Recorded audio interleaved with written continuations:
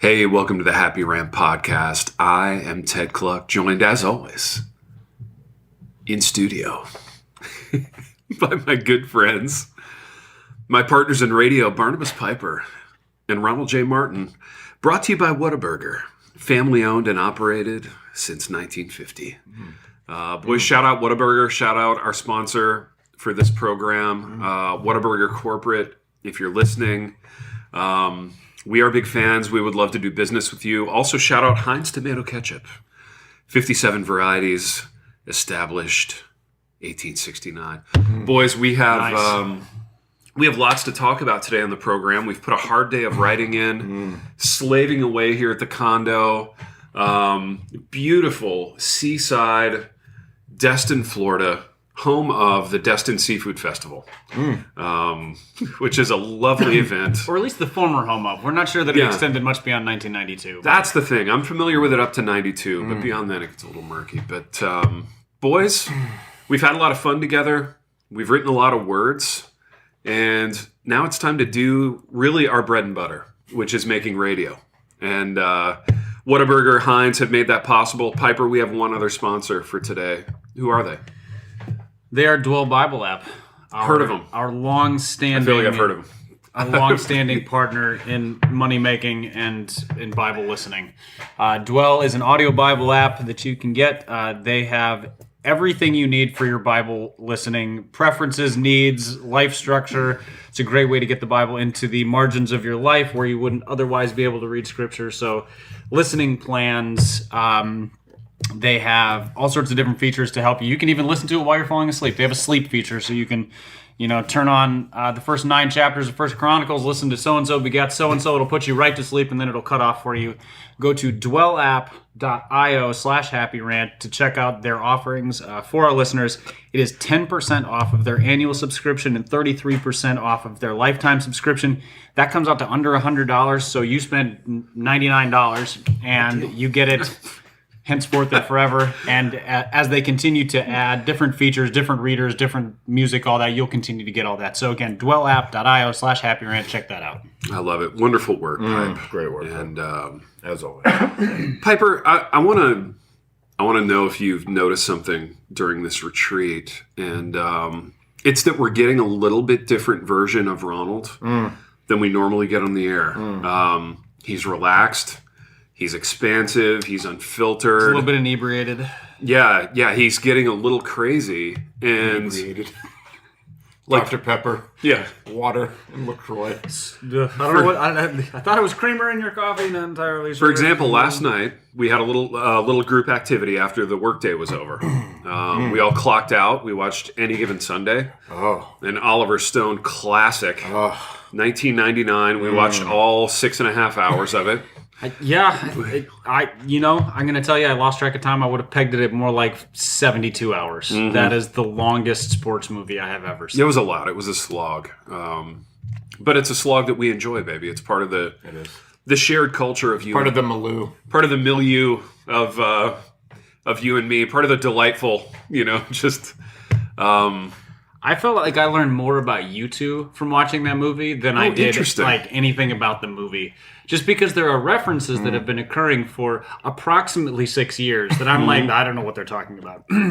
There's Ted's little just weird celebration, like touchdown celebration mid-podcast. I'm like, I don't know what this is. Yeah. Oh, no, you know. It's the shark. Yes, Yeah. it's the shark from that. Okay. The shark dance. The shark dance, the move. We call it the move. Does move. Yeah. What else did you learn about us, Piper, viewing Any Given Sunday? Let's talk about us. So I also learned that you guys have a way of... So, first of all, you guys both like rewatching movies a lot more than I do. I don't like rewatching movies, as far as I could tell. Or maybe it's just that particular one. Yeah, I don't rewatch movies. But... This is different, though, because this is our thing. This is... So there's something Group unique activity. going on Yeah. here. But you also do this thing where you're like, oh, it's this scene. Like, it's the anticipation of scenes, which you then sort of quote and talk through pre-scene, which, coming to this movie for the first time, created a unique viewing environment, because I was like, I don't know what you're talking about. And we get to the scene, and I'm like, oh, it's kind of like what... It's verbatim. It's kind of like what you just described. Verbatim what you guys just laid out, word for word. But then Ronnie just picks 2 or 3 lines from the movie and would just randomly say them 4 or 5 times. Willie each. Beeman. That's one of them. This team's coming apart, I believe, is one of them. This team's coming apart. Yeah, that one. Okay, there we go. So that happened, I don't know, half a dozen times throughout the movie. Just like it was 6 hours long, so I guess it's once an hour. It's just some light commentary. Yeah, so the kind of the patter of commentary throughout was really... I don't know if it added or subtracted because It probably subtracted. Well, here's the thing: how do you subtract from a movie that is just Already terrible. an utter smorgasbord of trash? Yeah, that's a great question. Yeah. Can I go a couple minutes and interview you on the film, Piper, Yes. because you're new to it? Ronald and I would like to know what were your favorite scenes? Favorite 1 or 2 scenes that kind of stick out? The entirety of Ben-Hur. The entire Ben-Hur kind of motif throughout. My favorite scene was a different movie. I was gonna say it wasn't that they cut in Ben-Hur; it's that you saw it was literally like subliminal Ben-Hur throughout. I'm pretty sure, which also coincided with me sharing a small vignette of walking into a gay bar in California. Not that there's anything wrong with that. Unwittingly, and not that there's anything wrong with that. It was called Burger Mary's, and they were playing Ben-Hur on every TV screen in there. So wow, it just there was just a lot of experiences happening simultaneously. Let's see other favorite scenes. Every Al Pacino speech. You know, like of which there were roughly 37. Yeah, all of them. Because you watch football movies for the coach speeches. Those are the high point of every single football movie. I'm pretty sure. Yeah. You know, and so the what is it? The every inch. Die for that inch. That speech. Here's the thing. I'd seen that speech 25 times without ever seeing the movie because it's just kind of epic. I'm gonna die for that inch. Yeah. Oh, I like it, baby. I like it. Let's see other good scenes. Well, since there were approximately 26,000 snapshots per scene, That's true. Yeah. the most disorienting. I've never the thing is, gotten like car sick just watching a movie on a 35-year-old television from half the room away, but I did. Yeah. Listeners do need to know we watched this on a 27-inch tube television. It's square and it is not high definition, and it was nostalgic and it felt just right for this movie. Totally. But also it's exactly the same kind of television they had on like the metal rack up in the corner of our dorm lobby or lounge when I was in college. It's the exact kind of TV that would have been in production when the movie was released. Yeah, and so it's there was a certain appropriateness there, but it added to the disorientation because when they cut scenes it's like fuzzy on top of fuzzy, like just what is happening here? There's like plane flyovers and silhouettes of cheerleaders and Have you guys have seen Fight Club? Yeah. You know how he like cuts in. Yeah. Like he splices inappropriate things. What is it like into films to kind of I feel like there was definitely some of that going on in this movie, and I just didn't notice because everything was just constantly. It felt all spliced. Yeah, I could have just called that movie like Football Splice. It was. Yeah. I mean, it was. There's not a lot of. I'm sure there was a rhyme and a reason to all of it, but it was like sensory overload. Is what that movie is. Baby, favorite scene for you? I got 2. Oh man, I love it when Jamie Foxx is eating the jambalaya. Yeah, at Pacino's house. Oh, that's a great scene. Yeah, and he's basically Ben-Hur playing on the flat that's screens. when Ben-Hur is playing, and he's basically just saying, "Look, man, none of it's turned out right for me, and now you're trying to do me over, and I'm not having it. I'm getting my dollars up. Yes, and when I finish this season, I'm going to be worth 10 times as much as I was. Baby, we need to get our dollars up as a podcast. Let's be about that. Well, I mean, Whataburger, Heinz. Yeah, I think we're there. So aside from all the splicing, who's your least favorite character in that movie? Least favorite character in the movie? That's a fascinating question. Well, I mean, probably some of the characters you're supposed to dislike. I don't like Cameron Diaz, but you're supposed to not like her. You know, Dennis Quaid is the worst. Yeah, I know. You just don't like Quaid. I don't like his face, for one thing. Like, anytime he shows up on screen in any movie, he looks like the Joker? I know, I get it. Every time he grins, I feel he looks predatory. Yeah. Oh, sure. And second of all, I didn't like his character. I didn't know if I was supposed to like or dislike his character. I think you're supposed to like his character. But I didn't. Yeah. You're supposed to like Cap. Yeah. here's the thing, like, so for those who haven't seen the movie, there's no spoiler alerts. This thing's been out for 23 years or whatever. He's the starting quarterback who's on his last legs, has won championships, gets injured and trying to come back. He just seemed like a whiny baby. I'm going to be honest. I was just like, go away. If you're like, play football or shut up. Yeah. But stop this. Yeah. And his wife was like the second worst. Yeah, She was. the worst. Yeah, she was. Although you're not supposed to like her. Right, correct. Baby, I love the scene in the Schwitz with Shark LeVay and Willie Beeman. And Shark LeVay, who up until that point has done nothing but Lawrence like Taylor. Yeah, Lawrence Taylor's character. Not known for his eloquence in real life or this movie, actually. Was he an actual football player? Yeah. Baby. No, I just don't know. Arguably the greatest defensive player to ever live. Man. This guy, the guy that Lawrence was Taylor, the guy that played Shark LeVay, was unblockable for about a decade Lawrence and a half. Taylor redefined how pass rush worked in the NFL. Guys, I could list off like 10 people right now where I could look at you and go, really, guys? I mean, if you don't know it, you don't know it. Yeah, but we got there first. You don't know it, you don't know. Do you want to do one just to like even things up and make us feel bad in that I one? don't care. Yeah. You can't know what you don't know, but carry on. No, I want you to do one. Just give us one name. Make us feel bad. Make us feel bad. I want to feel bad. Absolutely. I want to empathize with you and your feeling bad. We're reform guys. We love feeling bad. That's right. Yeah. Self-flagellation is our jam. Come on. Okay. Man. Philip Oakey. Jeanette's husband. Jeanette's husband kind of stays out of the limelight. Yeah. Wants to. That's Oak. Yeah. That's Oak, Barnabas. I mean, I don't know. It's spelled O-K-E. It's a fake word. So, Baby, my other favorite scene is when Pacino's like dances with the old lady a little bit. Oh, yeah. I feel like that's peak Pacino. Yeah, it is. Even though this movie was garbage, I feel like Pacino really dialed it up, and it like showcased a lot of things that he does well, which is being like broken down and hollowed out by life, but still kind of going for it. I don't know. Yeah, I loved him in this. If this movie had I don't know, any editing at all. That's right. It could even a cursory edit. It could have been an entirely palatable football movie. It could have been. Like the football parts of it were like they were way over the top, which is fine. Okay, it's an over the top football movie. Yeah. The coach speeches were spectacular, great cameos. Jim Brown and different people worked. Yeah, in I there. like Jimbo. He was good. He was very great. good. You know, like the grizzled assistant coach. Yeah. Yeah, all of that was great. And even the football scenes were not bad. No, they were good. Like they were, sometimes they have quarterbacks who can't throw and stuff. They managed to find guys who yeah, they used all real football players. They run and throw and catch like football players, which was nice. But yeah, then you get everything like the endless montages of stuff that doesn't have anything to do with the movie is like, well, that was unnecessary. Yeah.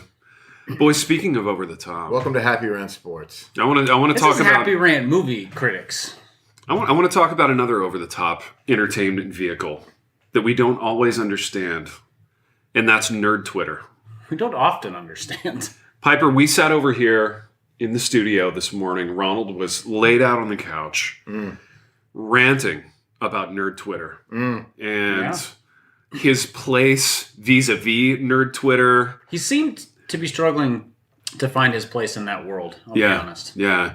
So, baby, finish your text. Yeah, I mean, I don't want to interrupt you. It's an important one. So Is it? Yeah. Okay.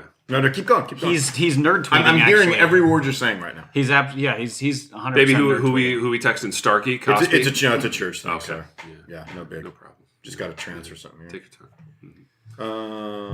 Piper, Are you familiar with the world of nerd Twitter? Man, I worked in academic publishing for about 4 years, so I'm deeply aware of it. deeply aware. Yeah. More aware of it than I am. Yeah, like uncomfortably aware to the point that I've had to distance myself. Yeah. Yeah. So if you could just in a couple of sentences describe like what nerd Twitter is, who it serves, and the exactly, and the role that it plays in your life. So we're talking theological nerd Twitter, just to clarify. There's lots of different kinds of nerds. Nothing wrong with being a nerd. Nerds run the world, except for theologians. They don't run the world. Nerd Twitter is a small collection of theological wonks who tweet really they tweet to the public, but it's really like they know the 6 to 18 people they're tweeting at. Yeah. About incomprehensible minutia of theology, and then it turns into Yeah, milieu. Throw that in there. Yeah. Good. Then it turns into them replying to one another and well-actuallying one another. And, well, have you read this original source? And what about this one in the German? And then like they're piling on because like guys are jumping into this thread. And so like after a bunch of tweets, they're just kind of tweeting past each other. Yeah.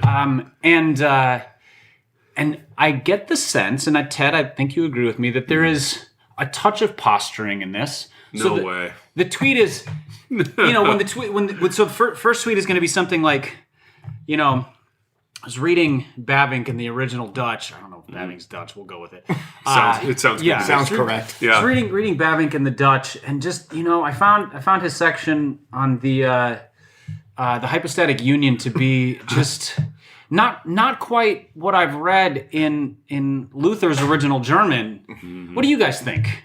Like, as if this is a discussion question. Right. And then, it's like throwing chum in the water for nerd Twitter, and they're just, and here they go, and they're just devouring Bavinck and Dutch and whatever else. Yeah, no, that's good. Baby, does that kind of like sync with what you've experienced on nerd Twitter? Yeah, I think it's that. I think it's just like this. It lacks like an incredible amount of like self-awareness. Okay. And what bothers me about that is that not self-awareness in the sense we normally think of it, but in the sense that they actually like being known for people that would go back and forth on something like that. That drives me up the wall. Isn't Twitter all about self-awareness though? I mean, isn't it built on a platform of self-awareness, Or lack thereof. No, it's self-platforming, not self-awareness. They're two very different things. Yeah, but like your Bavinck quote, it isn't about Bavinck or celebrating Bavinck or even entertaining an audience. Because you could just do like a group chat if you want. You could do a group chat if you want to talk about Bavinck. Yeah. But it's about what this says about me primarily.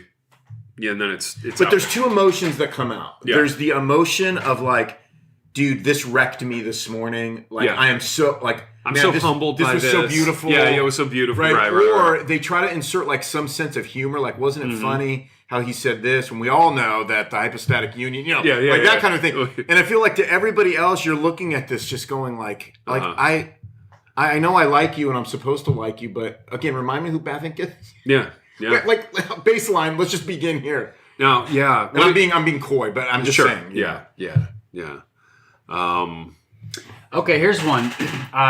This person may listen. I won't name him, but this is I'm just going to grab a tweet out of the middle of a conversation between multiple. There you go. And it says simply this: "You're right. It's too early for this. I was just reading an origin screed on the devil, and it influenced me to start a fight." Well, that as one does. Before it's early in the morning. Yeah. I mean, there's almost something kind of.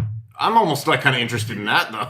Well, there's something getting very all into like what devil and witchcraft. And, Yeah. Yeah, sorry, I'm just scrolling through certain people's feeds to. And it's always like it's listing Yeah. it's listing like a like parts of books that like 14 people have read, but like having like Brazil, right like one of our different kind of trees. 14-person book. Yeah, but like acting super hyped. Yeah. By describing something that the average person, i.e., me, would have no idea what they're talking about. Now, does it? I'm going to push you on this a little bit. Does it make you angry because you don't have access to it, or does it make you angry because they're posturing and you're not a part of it? I want to get where the anger comes from, because the anger is I don't understand people that think it's cool to look smart, because I don't care about ever looking smart. That's fascinating. No, I would frame my response as a question. What do you care about looking? If not smart, then what? We talked about this earlier. Yeah. Like, my greatest fear is never not looking smart, to which some people would say, don't worry. Yeah. Don't worry, not going to be a Not problem. a problem. I know the obvious Yeah. response to that. Right. I'm always my biggest fear is being uninteresting and dull. Yeah. And boring. Yeah. So like we talked about this earlier about sermons. Yeah. So some guys are afraid that they're going to be called on something. Oh man, you screwed up the meaning of that word. Right. And you end up looking like an idiot because you didn't really know what you were talking about when you unpack that passage. To me, I'm afraid of the guy in the back that's like looking around 4 minutes in going, oh my gosh, this is incomprehensibly Wrap boring. it up already. Yeah. That is my greatest fear. But again, that's a personality thing. Mm-hmm. One is just as bad as the other. Yeah. But it's just me, Yeah. Just this episode also brought to you by original Pringles. Bet you can't eat just one. Also, bet you can hear Ted chewing a lot more than one. These are delicious. Great dessert. It's a delightful snack. Those are the particle board of chips. They're just like... I like to wash down my Whataburger with a little Pringles original. It's just the shape of them, I think. Taking care of the bodies, boys. This is your Happy Rant nutritional guide. Yes. Body's a temple, you guys. Yes. Yeah. Ted, when you speak on the smart to boring fear scale, where do you fall?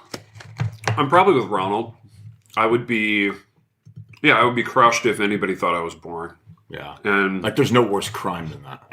I think about the smartness thing, though. Like, the way that I deal with that is I try very hard to, like, stay in my lane. You know what I mean? I'm not trying to tackle, the thing that you guys referenced in the nerd tweet. The hypostatic union. Hypostatic union. I'm not handling that, you know? So I try to keep it pretty close to the vest in terms of what I know that I can handle. Oddly, as a pastor, I'm not handling that either. Yeah. That's the thing about nerd Twitter. They're handling all the things that nobody else is handling. And not because they need handling, but like the reason nobody else is handling them is because they're like... they were just born liking things like that. I'm just trying to get my kids to school here. Right. My question to you guys, is this a hobby for them? Yes. I mean, is this like tennis for some people? Most of them are profs too, right? I mean, that's kind of the deal with nerd. Most of these guys are like profs, teachers. Still a hobby. Well, you know what I mean. It's like they feel like they're getting paid to go deep, Yeah. I mean, you could say that about pastoral work. You could say that about your work. I mean, sure. You're getting paid to go deep into something that you should know something about. Right? Yeah, that's right. But deep is like a matter of, it's well, and I it's think the difference is people have been paid to go deep on things for centuries, but only within the last 15 years do we have the ability to like posture in a very like ultra public way about it. Yeah. I mean, it used to be if you were a theology nerd, you would go deep in your own office. Maybe you'd go deep, like, in the hallway with some other profs. Or you're teaching students and you're going deep. Yeah, but there's no way to, like... just tell the world... to do the look, I'm so deep thing. Other than writing a book. See, I think I might have just sort of misunderstood the nerd Twitter in terms of their posturing, because I would compare them to... my wife has explained this, that like when women get dressed up and done up, they're not doing that to impress men. Yeah. They're doing that... to compete with each other. To compete and or handle the judgment of other women. Yeah. Or to impress. And to feel good about themselves. Sure. Theological nerd Twitter is doing the same thing. They are not here for the masses. It's true. They are here for one another. Yeah. This is their own little like theological catwalk that they are strutting right now. To impress one another. Because the kind of personality that would dive into those things is not like the kind of personality that's concerned about whether other people think they're cool or not boring. Right. Yeah. Interesting. But I don't know. It's like what you just said about staying in your lane, though, T. I mean, I think there's a lot of merit to that. I think here's the thing: if you're somebody who is a compelling enough speaker and you're not boring, most people will, in a lot of ways, interpret that as being smart at the same time. Sure. Yeah. Because there's a smartness about that. Yeah, check both boxes. Look at megachurch pastors everywhere. Right. That's true. Like if they're good speakers, if they're just kind of... Or listen the way that people talk about speakers. Yeah. Like, okay, so Rob Bell made a career off of saying stuff that was patently... untrue, nonsensical, and stupid and shallow. But dude, if I had a nickel for every Grand Rapids kid who was like, "Oh, Rob Bell is brilliant," super compelling communicator, great communicator, or even like the word "brilliant" as a smartness thing attached to Rob Bell. Yeah, I mean, I'm more comfortable saying he's a compelling communicator than I am saying he's a theologian. Brilliant. Yeah, right. Well, but what it goes to show is that being compelling, it's fool's gold. You can make a thing that is utterly meaningless sound super meaningful simply by being 97% of TED Talks are answering a question nobody asked, or talking about something nobody cares about, or saying something that doesn't matter or that is untrue. Yeah. But because they pose it with these just these super compelling questions. Have you ever considered? You're like, no, I've never considered. Also, because you don't need to consider. Right. But now they're brilliant because they're compelling. It's all in the manner in which you do something. Because at the end of the day, it's really interesting, right? So the pastors that tend to be, how shall we say it, like a little more dry, I'm telling you, those are the dudes that end up getting all the questions about the things they were trying to talk about during their sermon. The guys that talk a little faster, insert illustrations, have a little humor, might be just as theologically accurate, but do it in a way where everybody's just kind of going, yeah. I mean, nobody's questioning anything. There you go. That's what you want after a sermon. It's like being it's the equivalent of on any given Sunday as a speaker. Yeah, that's right. Get me into that doorway after the sermon. It's like you might have opinions, but like you're so disoriented, you don't even know where to start. And that's the thing is, if we were gonna break down Al Pacino's speech from that like it was a sermon, so we came out and then we're like, man, that was amazing. Yeah. No, he said we're gonna die for that itch. This is football. You don't die for a game. This is nonsense. That's preaching in a nutshell for a lot of guys, where it's like you can just get to say off-the-wall stuff, but if you're like, you say it in such a way that people are blown back in their seats, it works. And if you're passionate, being serious though for a minute. If you exude a certain kind of passion as a speaker, it kind of pushes people back from wanting to confront you because they're like, dude, he's so passionate. He's going to fight me on this. Or just like, dude, I don't know. Maybe he knows something I don't know. Yes. I don't know. Whereas if you're a guy that... If Pacino had been a dry, deadpan, like Reformed pastor, and he'd put the die for that inch up on an overhead as like 5 points. Right. Number one. Like with like a noose. Right. Number one, I've pissed away everything I've ever had. Number two, this is a hard game. Are you willing to look at the guy next to you? He would have set it up. He's like, these are this is my context. These are my presuppositions. This is kind of our starting point. We're just get these out there. Yeah, this is what we're working with, and then we'll get into where we need to go today with these ideas. Cap, would you turn to Ephesians 4 for me, please?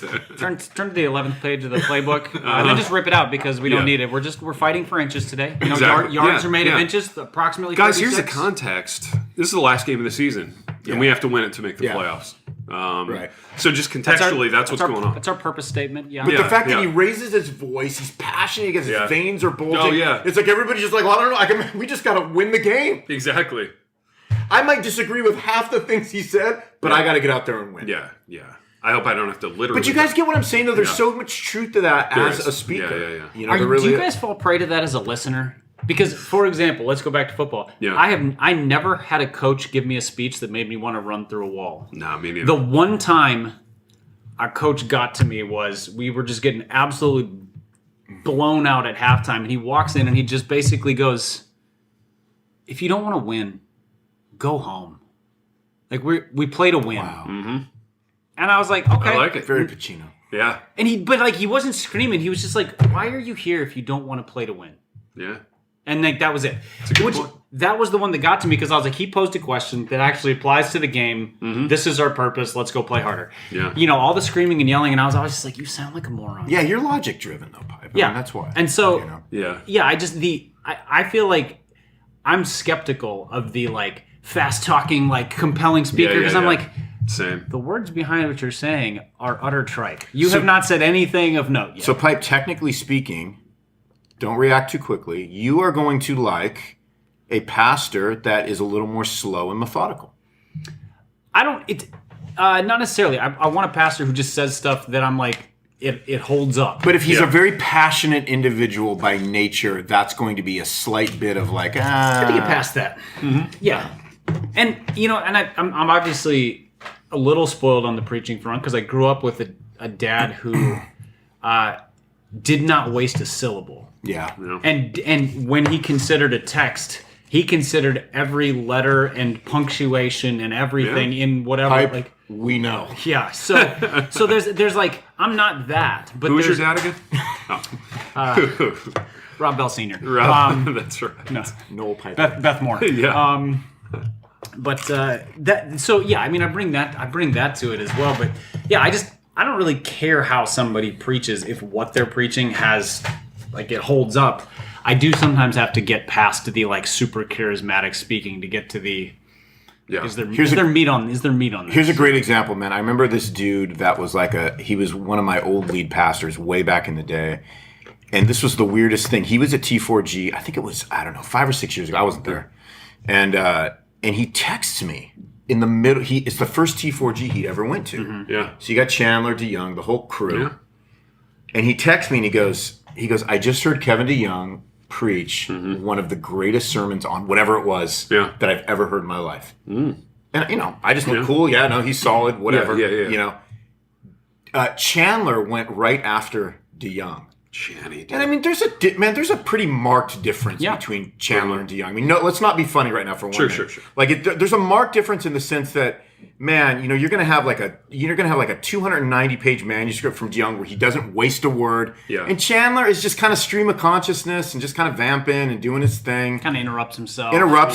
He doesn't finish sentences. And this dude was simultaneously so offended by Chandler. Why? He said, what's with all the jokes? What's with the sarcasm? He goes, what's with him yelling at me? He goes, I don't need that right now. That's not what I'm trying to gain then from get this up and right walk now. out, dude. Nobody's keeping you there. Right, but that's not the point. This is what I don't like. That's not the point. I know. The point is two different styles with one dude who would lean a little more nerd Twitter, appreciates DeYoung. Yeah. Looks at a guy like Chan because he's so passionate and he's, inserts a little bit of humor at times into his sermons. And he's I can't deal. God forbid we laugh. Right, I can't deal. I can't deal with that. There might be a chapter in this book we're writing on humor. Interesting. Rumor has it. Boys, I wonder if we should do that. Always selling. Just thinking about that. What you said earlier, though, it's not passion that makes me skeptical. Because I don't want a preacher who sounds like they're bored by their own sermon. Yeah. Passion is good. It's the polished, perfect, patter communication style. Like when you have sort of the inspirational speaker meets auctioneer thing going on, I'm like, I do not trust you. If you're doing a lot of the those sort of offsetting couplets where you're like, not this, but this, not. And I'm like, that's not logic. You're just trying to rhyme. It feels too curated. Yeah. I don't know what that is, but I love how you just That's not a race problem. That's a grace problem. Like, that doesn't make any sense. I think that's why. It's not a skin problem. It's a sin problem. Oh, yeah. Shut up. Say stuff that means something. It's why we sometimes resonate with nerds, because by being so just manifestly unentertaining and boring, we equate that with sincerity. Yeah, it's true. At least they're not putting on a show or trying to make me feel whatever. It's true. Yeah. Yeah, you can say things in a really compelling way, thoughtfully and with meaning. Yeah. It is hard. It takes more work because you have to believe it and have put in the work to prepare a well-crafted message. Yeah. And I feel like we get people who put in the work to get a message full of meaning, and we get people who have worked on their communication skills. It's the combination of the two that matters. I know. It's hard to get the balance. I feel like there's a lot of preachers who do well, and they'll tilt a little bit one way or the other. But I definitely lean more towards say stuff that matters, and then work on your communication. Yeah. My brother, start with the stuff that matters. My little brother was like this dude where he was like, I'm not exaggerating this. He'd go to these churches where he goes, man, I finally found a guy that is just slow, monotone, and just preaches, unpacks. That's where he was at. I don't want. I don't even want the guy to raise his voice. Interesting. I barely want the guy to say hello, lest he tries to say it in kind of a funny way. Yeah, right. Lest he says something like, hey. Yeah. Yeah. Like, hey, guys. Yeah. Right? And what are you trying to be my friend? So this is a guy. This is a dude, my bro, that loves the driest, just stick to the word. See, now, how would he feel about nerd Twitter, though? Because... Oh, no, that wouldn't be a thing for him. Because those guys are boring, but it smacks of insincerity, too. Well, no. So if he said, he has to be able to understand it though too. Yeah. So it has to be understand. So if they're trying to use clever words and theology, he'd just be like, "Oh no." Well, that's boring. Nerd Twitter is boring in the same way that listening to two astrophysicists talk about their work is boring. You're like, whatever. Or nerd Twitter's boring in the same way that listening to two CrossFit guys talk about their workout is boring. It's a flex. Yeah. They want you to be impressed. Whatever, we're impressed. I think I'm just offended that they think that would be impressive. That's what drives me crazy. Yeah. Is that they think that level of nerdology would be impressive to somebody other than themselves. Right. That drives me crazy. Ted and I are both sports nerds to a degree. We're not maximum sports nerds, but we're pretty nerdy. Especially about you probably shouldn't self-diagnose that pipe, but carry on. Well, no, trust me. I listen to some nerd podcasts, and I'm like, thank God I'm not like them. I'm a little pharisaical about this. But neither of us are under any delusions that dropping our nerd knowledge of sports on Twitter is going to make people impressed with us. That's true. and I don't think either of us would thrive on the actually from other sports nerds. Like, wow, you miscalculated that statistic, or like, oh, you misremembered that guy's jersey number from 1992. Like, none of that is fun. What's fun is the enjoyment of it. Like a conversation where we're like, oh, I remember that guy with the neck roll and whatever. So there's a place for that as a like enjoyable hobby. But when you're trying to like, when there's a posturing aspect to it, you're like, oh, you think that's cute, don't Sweetie. you? Yeah. Yeah.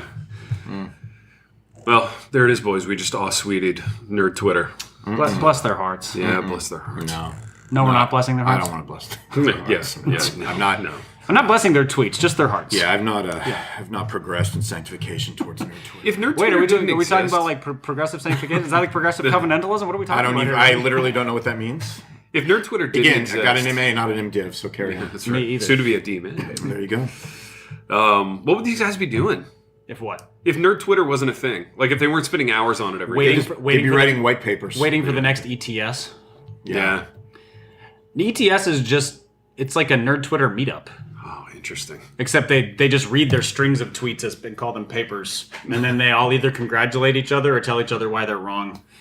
Sounds like while a blast. wearing And that's blazers why, and khakis. I mean, tweet. honestly, man, that's why. Again, nothing against him because we love him, but that's why KDI makes such a play in this tribe is because of nerd Twitter, because of ETS.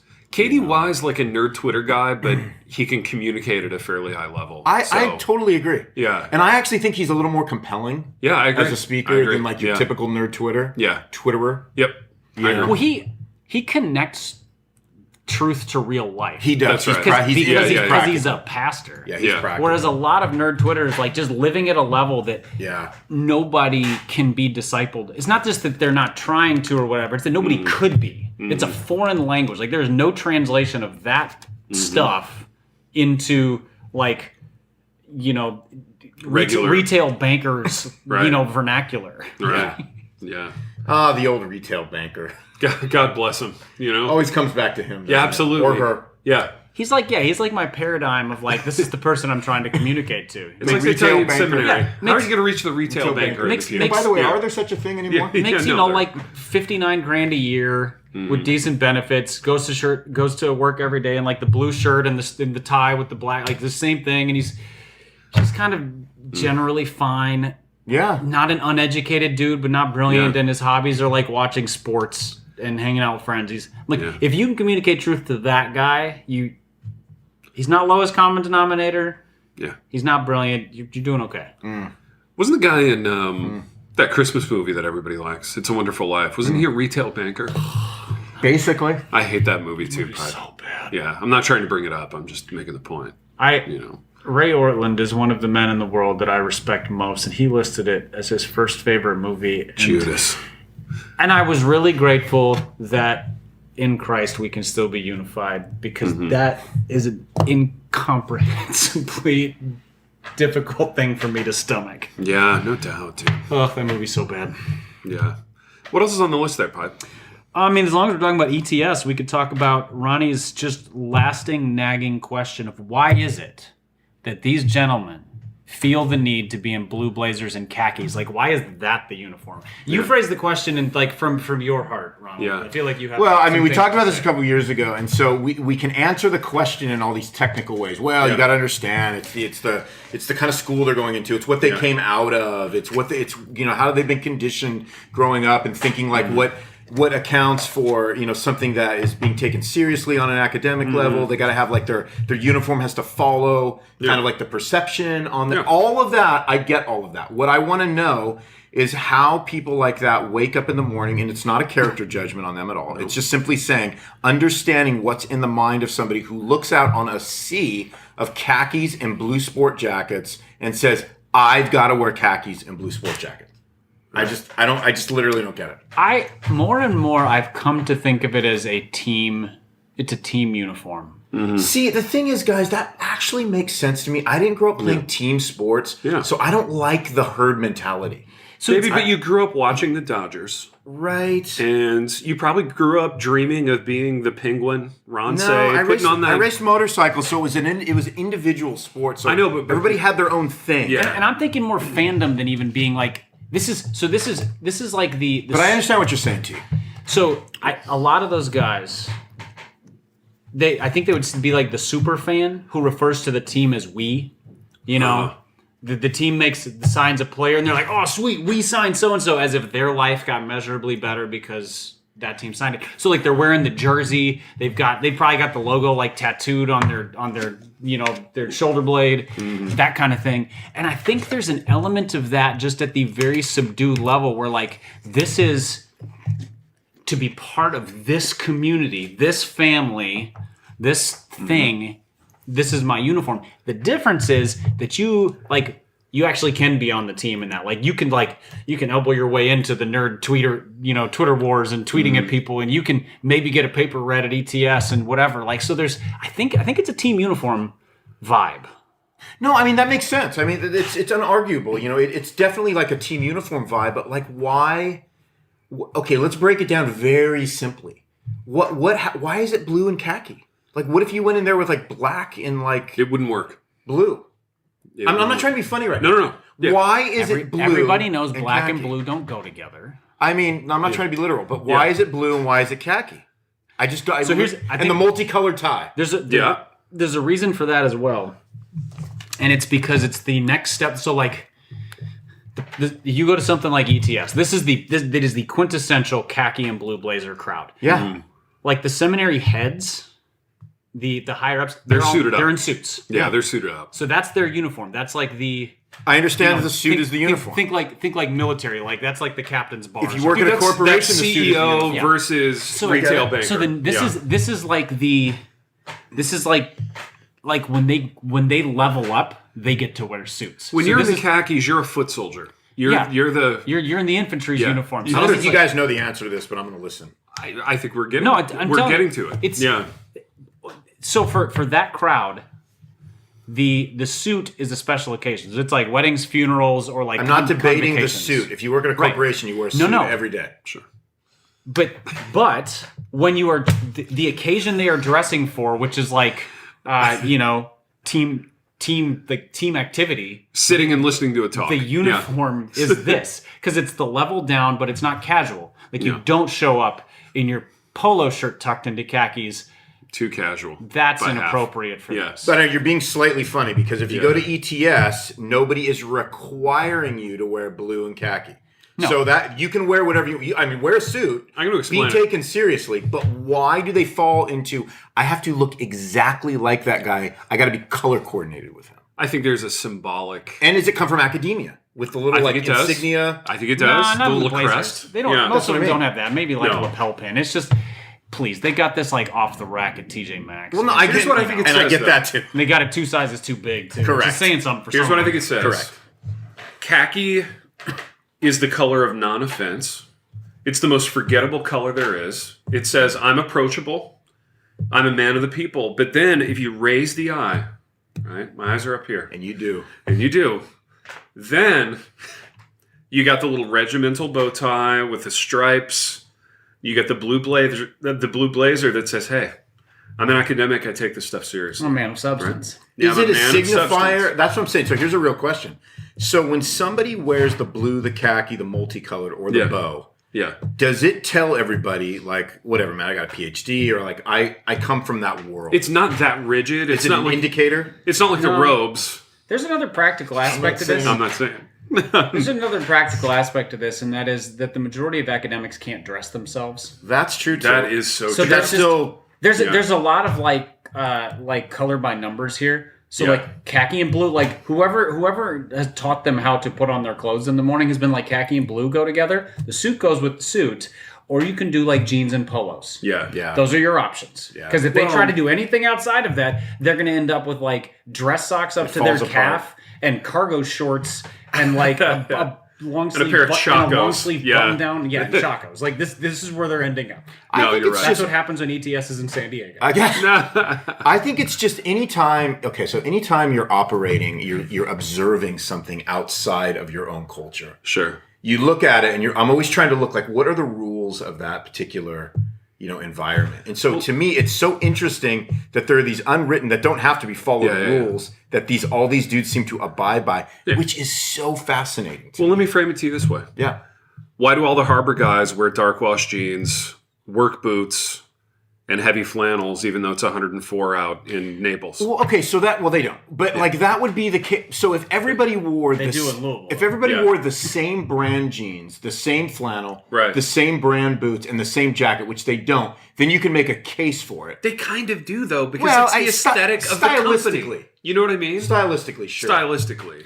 Well, and they actually all don't. So what's interesting about ETS is that you get guys who are like, you get like the dumpiest of the dumpy, and like none of their clothes fit, and their khakis are like piled up on their shoes and whatever. Then you get guys where like everything is crisp and fitting. They got the European cut, everything. Same uniform. Yeah.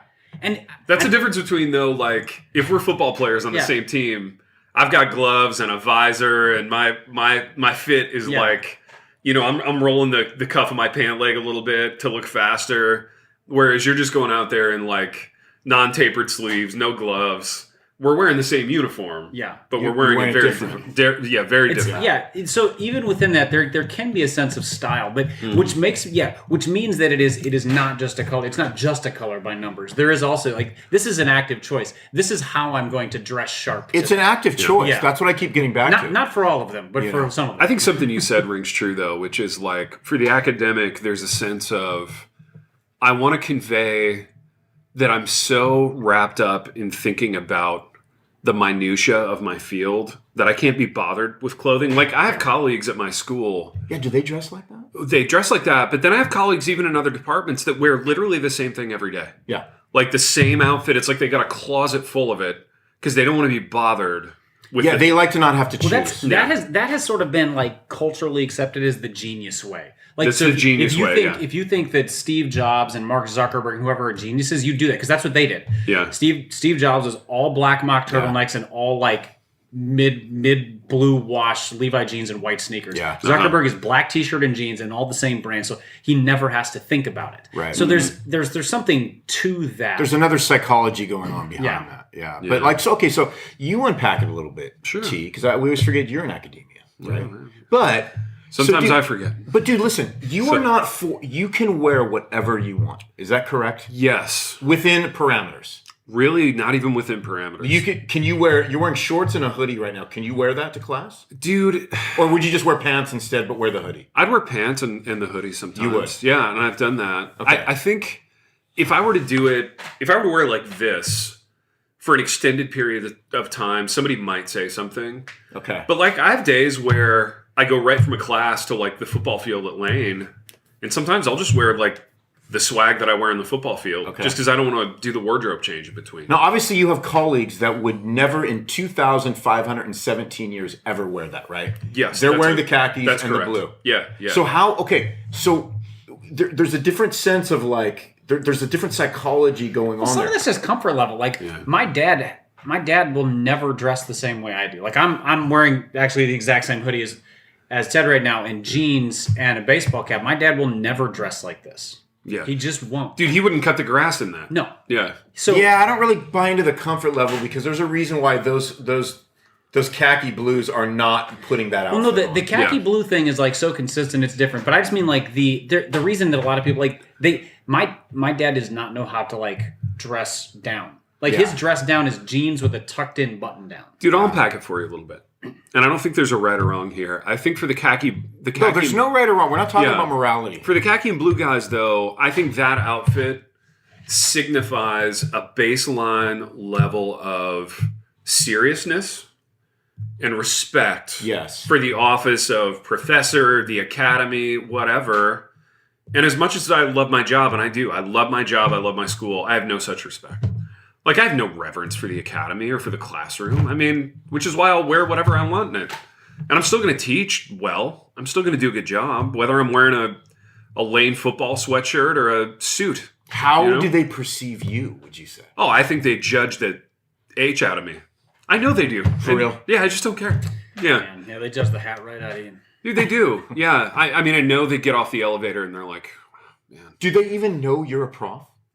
Would they even would some of them be like, oh, he's a student? Some of them do. He's like an old student. He's an old student. He's a non-traditional. Yeah. No, they know I'm a prof. I've been around for 6 years. So there's definitely like... But has there ever been... Hold on. I'm going to keep unpacking.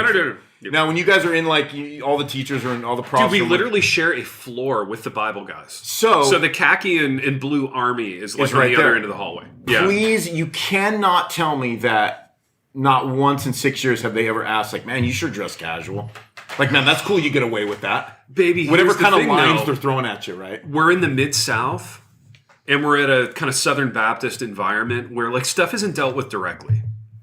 Everything's indirect. So they're thinking it. They're thinking it 100%. They're thinking it 100%. They've written a white paper on it. They've thought about it. Somewhere. Yeah. No, they like if the South had used passive aggression in the Civil War, they would have won. They are masters at passive aggression. Dude, they warfare. are, but there's no directness down there. No, none. Like, nobody's ever going to say, dude, wow, why don't you dress like a grown-up? You know, have some respect for this place. And you know what? I probably would.